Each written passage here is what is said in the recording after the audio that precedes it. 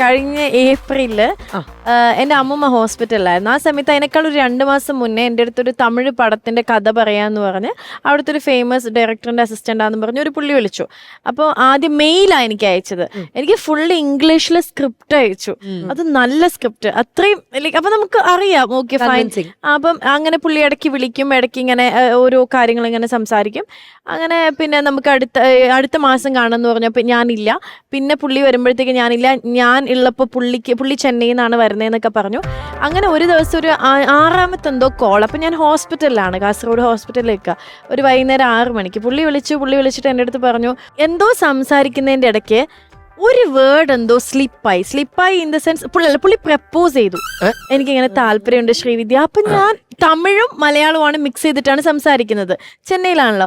അപ്പൊ ഞാൻ അതൊന്നുമല്ല ശ്രദ്ധിച്ചത്. പുള്ളി സംസാരിക്കുന്നതിന്റെ ഇടയ്ക്ക് ഈ കാസർഗോഡ് ആയിരിക്കും, ഇപ്പൊ നമ്മുടെ നാട്ടുകാർ നമുക്ക് മനസ്സിലാവും ചില വേർഡ്സ് നമ്മുടെ നാട്ടിലേ ഉള്ളൂ. അതെനിക്ക് അപ്പൊ ഞാനിങ്ങനെ സ്ലിപ്പായിട്ട് ഇതും കേട്ടപ്പോ ഞാൻ അങ്ങ് പുള്ളിയുടെ അടുത്ത് ചോദിച്ചു, നിങ്ങൾ കാസർഗോഡല്ലേ എന്ന് പറഞ്ഞു. പെട്ടെന്ന് പുള്ളിയുടെ സ്വഭാവം മാറിയിട്ടു, ഞാൻ കാസർഗോഡാണ്, നീ എന്ത് ചെയ്യും എന്നൊക്കെ പറഞ്ഞ് പക്ക എന്റെ ഭാഷയിൽ എന്റെ നാട്ടുകാർ സംസാരിക്കുന്ന പോലെ സംസാരിക്കുന്നു.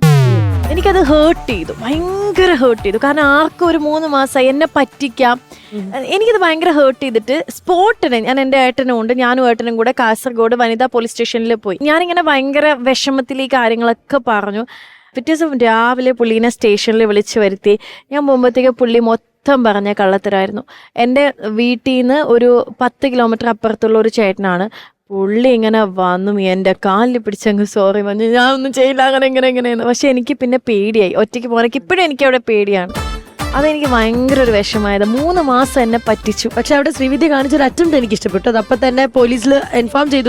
ആരെയും നമ്മളെ സിമ്പിൾ ആയിട്ട് അങ്ങ് പറ്റിച്ചു പോകാന്ന് ഒരാൾ വിചാരിക്കില്ലേ? ഇനിയാണ് നമ്മൾ എല്ലാരും ഞെട്ടിക്കുന്ന ഒരു കഥയുമായിട്ട് മിയ ജോൺ പറഞ്ഞു. എനിക്കങ്ങനെ കഥയായിട്ട് സംഭവങ്ങളൊന്നുമില്ല. പിന്നെ എന്താ, ഒരു പ്രാവശ്യം സ്പീഡ് നല്ലൊരു വഴി കണ്ടപ്പോ ചവിട്ടി വിട്ടൊക്കെ പോവായിരുന്നു. ചാടിയൊക്കെ വന്ന് ഇങ്ങനെയൊക്കെ നിന്ന് പിടിച്ചിട്ടുണ്ടോ അല്ലേ? കൈ കാണിച്ചു നിർത്തി. നല്ല ഫാസ്റ്റ് ആയിട്ടാണല്ലോ പോയത്, സൂക്ഷിച്ചൊക്കെ പോകട്ടോ എന്ന് പറഞ്ഞിട്ട് വിട്ടു. ഓ സെറ്റ് കൊള്ളാം. നോബിച്ചേട്ടാ, നോബിച്ചേട്ടന്റെ കഥയുണ്ടോ? നോബിച്ചേട്ടൻ കഥ ഉണ്ടാവും. പോലീസ് അങ്ങനെ ഒരുപാട് എന്നെ പിടിച്ചിട്ടില്ല, ഉപദ്രവിച്ചിട്ടില്ല. സത്യമാണ്. സെൻട്രൽ ജയിലിൽ പോയി ഞാൻ ഷൂട്ടിങ്ങിന്. അപ്പൊ ഷൂട്ട് നടക്കണം അവിടെ, നമ്മള് കരിങ്കുന്ന 6 ആ സമയത്ത് ഷൂട്ട് നടക്കുമ്പോ ഞങ്ങളെല്ലാരും ഇവിടെ ഇരിക്കുന്നു. അവിടെ ഷൂട്ട് നടക്കുന്ന വോളിബോളിന്റെ സംഭവങ്ങൾ എടുത്തോണ്ട് ഞാനിപ്പം പ്രതി എന്നിങ്ങനെ വിളിക്കുന്നില്ല, അണ്ണ എന്നുപോലും വിളിക്കുന്നില്ല. ഇങ്ങനെ അപ്പൊ ഞാൻ പോലീസുകാർ നമ്മള് നോക്കുന്നുണ്ടോ,